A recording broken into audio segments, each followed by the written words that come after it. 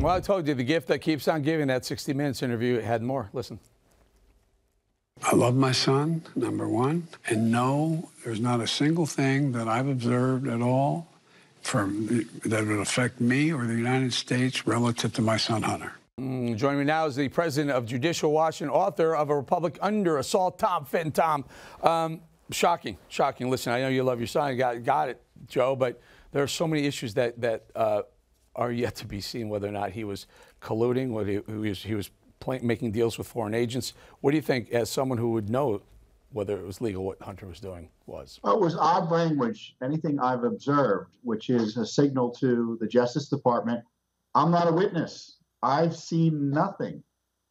And, but of course, the documents and the laptop from you-know-where that Hunter left behind tell us otherwise. That, and of course, you have witnesses like Tony Bobolinsky, who highlight the fact that Biden was a partner in this enterprise, certainly after he left office.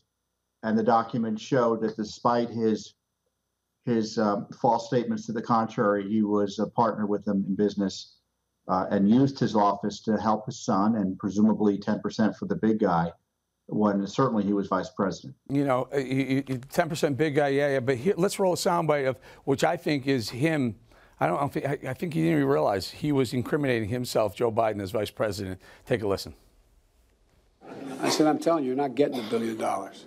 I said, you're not getting $1 billion. I'm going to be leaving here. And I think it was, what, 6 hours? I looked, I said, I'm leaving in 6 hours. If the prosecutor's not fired, you're not getting the money. Well, son of a bitch. Got fired. The prosecutor, Tom, was a prosecutor looking into Burisma, where Hunter Biden was getting an $83,000 a month check. And the father, the vice president, gets the prosecutor fired for the $1 billion handoff. Yeah, remember they impeached Trump for daring to raise questions about it. So, you know, and we had documents separately at Judicial Watch that the State Department had noted how the Russians were essentially trolling Biden over his anti-corruption work in Ukraine, given Hunter's connections to Burisma, you know, and they were talking about how Burisma is the gift that keeps on giving. So there's no doubt that the Obama administration knew that Biden's son was in business and compromising our foreign policy abroad. And, you know, the question for Attorney General Garland is, Eric, where's the special counsel?